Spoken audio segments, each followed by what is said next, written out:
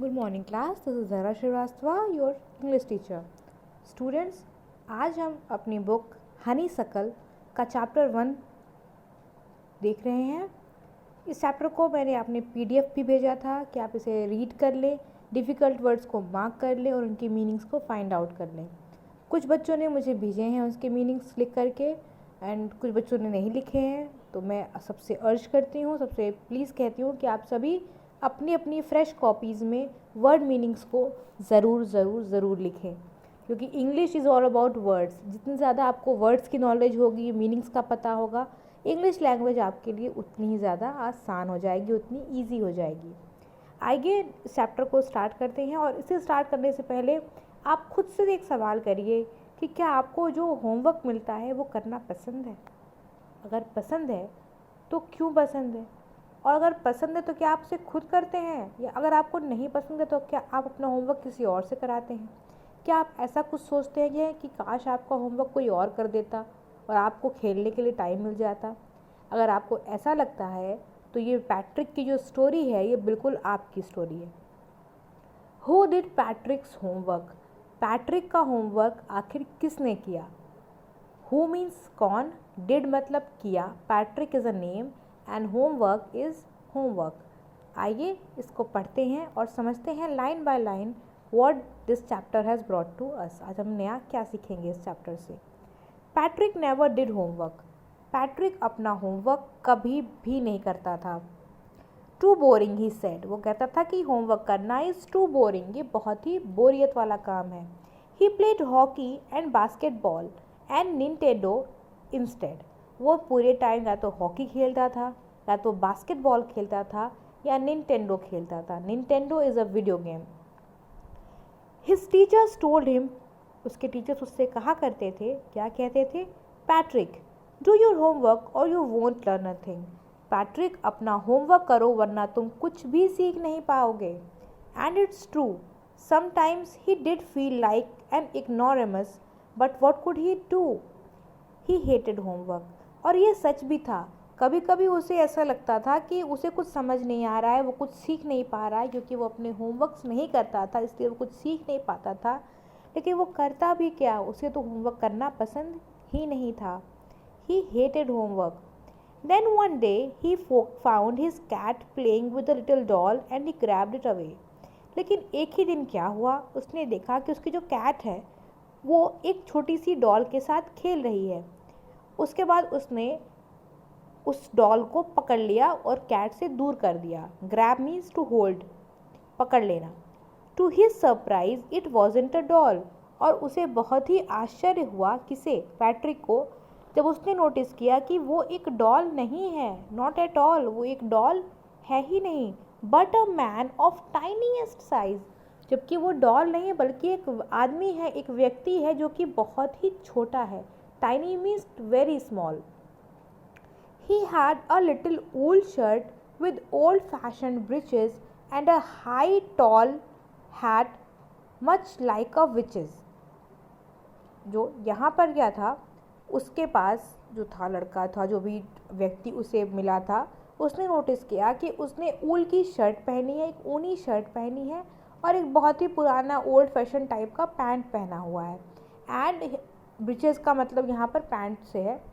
And a high tall hat much like a witches, और एक टोपी लगा रखी है जो कि बहुत ही लंबी पतली नुकीली है, जो कि जो विचेस लगाया करती थी। अगर आपने कार्टून शोज़ वगैरह में देखा होगा तो एक जो अक्सर मैजिशियंस वगैरह भी लगाते हैं कि एक पॉइंटेड होती है, जैसे हैट इसकी आप देख सकते हैं, ऐसी एक पॉइंटेड टाइप की हैट होती है जो कि अक्सर विचेस लगाया करती हैं। ये कभी कभी यहाँ पर इसमें कुछ लटक भी रहा होता है। तो इस टाइप की हैट वो जो टाइनी मैन था उसने लगा रखी थी। ही येल्ड सेव मी, और उस व्यक्ति ने चिल्लाया। येल मीन्स चिल्लाना, आवाज़ लगाना। उसने ज़ोर से बोला, सेव मी, मुझे बचाओ। Don't give me back to the cat, please मुझे कैट को वापस मत देना। I will grant you a wish, I promise you that, और इससे मैं तुम्हारी एक इच्छा पूरी करूँगा। मैं तुम मुझे बचा लोगे तो मैं तुम्हारा कोई विश जो तुम चाहते हो पूरी हो जाए, मैं उसको फुलफ़िल कर दूँगा, और मैं तुम्हें इस बात का प्रॉमिस करता हूँ। किसने बोला? टाइनी मैन ने पैट्रिक से कहा। Patrick could not believe how lucky he was. Patrick को तो खुद पे भरोसा ही नहीं हो रहा था कि वो कितना खुश नसीब है। Here was the answer to all of his problems. उससे अचानक से उसकी सारी समस्याओं का जवाब मिल गया था। वो समझ चुका था कि अब मैं इससे, अगर ये मेरी कोई भी विश ग्रांट कर सकता है, कोई भी विश पूरी कर सकता है, तो मैं इससे अपना कोई भी काम करा सकता हूँ। किससे? टाइनी मैन से। सो ही सेड, तो उसने कहा, only if you do all my homework till the end of the semester, that's 35 days, if you do a good job enough, I could given even get as.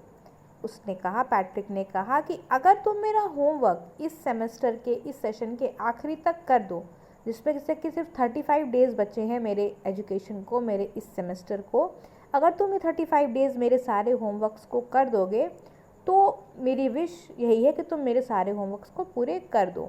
और अगर तुमने एक अच्छा job किया, अगर तुमने होमवर्क्स वाकई अच्छे से किए, तो शायद मुझे ए मिल जाए अपने टीचर्स से। The little man's face wrinkled like a dish cloth thrown in the hamper. ये सुनने के बाद जो लिटिल मैन था, उसका चेहरा थोड़ा उतर सा गया, उसका चेहरा बहुत ज़्यादा मुरझा सा गया, जैसे कि कोई पुराना कपड़ा किसी ने फेंक दिया हो, सिकुड़ा मुकड़ा सा, वैसा उसका फेस हो गया। He kicked his legs and doubled his feets and he grimaced and scowled and pursed his lips. Oh, am I cursed, but I will do it. उसने तुरंत, जब व्यक्ति ने उसकी बातें सुनी पैट्रिक की, तो उसको समझ में आ गया कि ये तो मुझसे बहुत ज़्यादा काम कराने वाला है। तो ये सुन के उसने अपने दोनों पैरों को किक किया, एक तरह से थ्रो किया, और उसके बाद अपने दोनों फिस्ट, मतलब मुट्ठियों को, हाथ की मुट्ठियों को उसने बांध लिया, और फिर उसने अपने चेहरे को टेढ़ा मेढ़ा बनाते हुए उसने कहा, अच्छा, क्या ये मेरे लिए मुसीबत की बात है? क्या मतलब तुमने मुझे बहुत बड़ी कोई सज़ा दे दी है? लेकिन अब जो भी हो, अब तो मुझे तो ये तुम्हारे लिए करना ही पड़ेगा, क्योंकि तुमने मुझे कैट से बचाया है। And true to his words the little elf began to do Patrick's homework. और अपनी बात को सही रखते हुए, अपने उसने जो कहा था वो करते हुए, अपनी बात, अपनी प्रॉमिस पे वो खरा उतरा, और उसने पैट्रिक का होमवर्क करना स्टार्ट कर दिया। यहाँ पर वर्ड यूज़ किया गया है एल्फ। एल्फ का जो मतलब होता है वो होता है कि कोई बौना सा व्यक्ति, बौना सा एंजल, मतलब कोई डॉर्फ, बहुत ही छोटे हाइट का। एल्फ मतलब कोई मैजिकल पर्सन, ठीक। जैसे आप फेरी बोलते हैं, आप फेरी बोलते हैं, आप परी बोलते हैं, वैसे अगर कोई मेल हो तो उसे हम एल्फ कह सकते हैं। ओके, तो फ़िलहाल के लिए हम एल्फ की मीनिंग को यही समझेंगे कि एक मैजिकल पर्सन है जिसकी की हाइट बहुत ही शॉर्ट है। Except there was one glitch. उसने उसके होमवर्क तो करने स्टार्ट कर दिए, ठीक है, लेकिन उसमें कुछ फिशी था, लेकिन उसमें एक दिक्कत थी, एक ग्लिच था। और वो ग्लिच क्या था, वो दिक्कत क्या थी? Elf did not know how to do and he needed help. लेकिन एल्फ तो पढ़ा लिखा था नहीं, तो एल्फ ने बोला कि मैं जब पढ़ा लिखा नहीं हूँ तो मैं तुम्हारी हेल्प, तुम्हारा होमवर्क मैं कैसे कर सकता हूँ? हेल्प मी, तुम्हें मेरी हेल्प करनी होगी, ऐसा उसने कहा। And Patrick would have to help in whatever way. और अब पैट्रिक को अपना होमवर्क कराना था, तो उसने उसकी हेल्प तो करनी ही पड़ती। I don't know this word and elf squeaked while reading Patrick's homework. जब एल्फ पैट्रिक का होमवर्क पढ़ रहा था, तो उसने बोला कि इस वर्ड का क्या मतलब है, मुझे ये शब्द का मतलब नहीं पता। गेट मी अ डिक्शनरी, मेरे लिए एक डिक्शनरी लेकर के आओ। जैसे मैं आपसे कहती हूँ कि आपको कोई भी वर्ड समझ में ना आए तो आप तुरंत डिक्शनरी खोलिए और उसकी डिफ़िकल्ट मीनिंग्स के फाइंड करिए, वैसे ही एल्फ ने कहा पैट्रिक से कि मुझे इस वर्ड का मतलब नहीं पता, तुम तुरंत डिक्शनरी लेकर के आओ। No what's even better, look up the word and sound it out by each letter. उसने बोला ऐसा है, सिर्फ डिक्शनरी लाना ही काफ़ी नहीं है, डिक्शनरी लाओ, डिक्शनरी खोलो, उसमें से वो वर्ड ढूंढो और स्पेलिंग बाय स्पेलिंग उस वर्ड का मीनिंग मुझे बताओ। ईच लेटर, एक एक लेटर उसका मुझे प्रोनाउंस करो, बताओ। When it came to maths, फिर जब मैथ्स के सब्जेक्ट की बारी आई तो Patrick was out of luck. अब इसके बाद तो पैट्रिक की हालत और ख़राब हो गई। व्हाट आर टाइम्स टेबल्स, उस एल्फ ने पूछा कि टाइम टेबल्स क्या होते हैं? We elves never need that. और हम एल्फ, हम जो बौने लोग हैं, हम जो मैजिकल पर्सन हैं, हमें इसकी कभी ज़रूरत नहीं पड़ती। And addition and subtraction and division and fraction, ये सब क्या होते हैं? एडिशन क्या होता है, सब्सट्रैक्शन क्या होता है, डिवीज़न क्या होता है, फ्रैक्शन क्या होता है? आई don't no, I never use it. Elf ने बोला कि मुझे तो इन सब चीज़ों की ज़रूरत ही नहीं पड़ती, तो ये सब चीज़ें मुझे आती ही नहीं हैं। Here sit down beside me, ऐसा है अब तुम बैठो मेरे बगल में। बिसाइड मीन्स बगल में, next to me. You simply must guide me, और तुम्हें मुझे अपना होमवर्क कराने के लिए मेरी हेल्प करनी पड़ेगी, मुझे गाइड करना पड़ेगा, ऐसा एल्फ ने पैट्रिक से कहा। Elves know nothing of human history. Maths के बाद एल्फ्स ने बोला कि हम एल्फ्स को ह्यूमन हिस्ट्री के बारे में, इतिहास के बारे में कुछ भी नहीं पता। हमारे लिए तो ये एक मिस्ट्री है, हमारे लिए तो ये एक पहेली की तरह है। So the little elf already a शाउटर just got louder, और ये बोलने के बाद जो एल्फ था, जो कि पहले से इतना शोर कर रहा था, वो अब और ज़ोर ज़ोर से बोलने लगा कि मुझे ये नहीं आता, मुझे वो नहीं आता, मुझे हमने इसकी ज़रूरत नहीं पड़ी, मैंने कभी इसको पढ़ा नहीं है, तो मैं कैसे कर पाऊँगा, तुम मेरी हेल्प करो, तुम मेरी हेल्प करो। इसके बाद एल्फ ने बोला कि go to the library, I need books. उसने बोला ऐसा है, लाइब्रेरी चलो या लाइब्रेरी जाओ और मेरे लिए और किताबें लेके आओ, ताकि मैं और पढ़ सकूं और मैं और अच्छे से हिस्ट्री को समझ सकूं, तब मैं तुम्हारा होमवर्क कर पाऊँगा। मोर एंड मोर बुक्स, और जितनी बुक्स मिले उतनी बुक्स ले आओ, बुक्स ही बुक्स ले आओ, मैं बस सब पढ़ूंगा तो उसके बाद तुम्हारा होमवर्क करूँगा, पहले मैं समझूंगा, देन तो I will do the homework and you can help me read them too. और उसके बाद जब तुम बुक्स ले आओगे तो बुक्स को कैसे पढ़ा जाता है, बुक्स में क्या पढ़ना है, इन सब चीज़ों में तुम मेरी हेल्प करोगे। As a matter of fact every day in every way that little elf was a nag, और हर दिन जो एल्फ था वो पैट्रिक को उसी तरह से परेशान करता रहता था। नैग मीन्स जो परेशान करे बार बार। Patrick was working harder than ever and was it a drag, और अब एल्फ के आने के बाद पैट्रिक, जो कभी बुक्स कॉपीज़ को टच भी नहीं करता था, वो लाइब्रेरी जाने लगा, डिक्शनरी खोलने लगा, मैथ्स की प्रॉब्लम सॉल्व करने लगा। क्यों? क्योंकि उसको होमवर्क कराना था एल्फ से, लेकिन एल्फ को नहीं आता था, इसलिए सारा काम इनडायरेक्टली पैट्रिक खुद कर रहा था और पहले से ज़्यादा मेहनत भी कर रहा था। He was staying up nights, वो रात रात भर जाग रहा था। Had never felt so very and was going to school with his eyes puffed and bleary, और रात रात भर जब वो जागता था तो उसकी आँखें में थकान दिखती थी, और उन्हीं थकी थकी आँखों से वो स्कूल तक जाया करता था। Finally the last day of school arrived, और इसके साथ ही स्कूल का जो आखिरी दिन था वो भी आ गया, यानी कि 35th डे जो था आखिरी, वो आ गया। And the elf was free to go, और उसके बाद जो एल्फ था वो आज़ाद था जाने के लिए, क्योंकि उसके जो पैक्ट किया था उसने ये पैक्ट किया था, ये प्रॉमिस किया था कि वो सेमेस्टर के एंड तक सारे होमवर्क कराएगा, यानी 35 डेज़ तक, और उसका सेमेस्टर एंड का लास्ट डे आ गया, और अब वादे के अनुसार पैट्रिक को एल्फ को छोड़ना ही था। As for homework there was no more, और क्योंकि सारे होमवर्क्स भी अब ख़त्म हो चुके थे, क्योंकि सेशन एंड हो चुका था, तो फिर वो चुपचाप से ही quietly and slyly slipped out of the back door, और वो चुपचाप से बिना शोर शराबा के एकदम धीरे से, स्लाई मतलब बहुत ही धीरे से, बिना किसी को बताए, बिना कुछ किए, वो पीछे के डोर से धीरे से सरक लिया, वहाँ से निकल लिया। पैट्रिक गॉट हिज एज, और पैट्रिक को सारे सब्जेक्ट्स में ए मिल गए।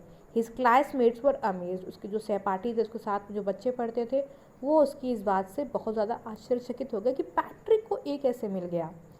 His teachers smiled and were full of praise, उसके सारे टीचर्स उस पैट्रिक से बहुत ज़्यादा खुश हो गए, मुस्कुरा रहे थे, उसकी बहुत ज़्यादा तारीफ़ें कर रहे थे। प्रेज मीन्स तारीफ़ें करना।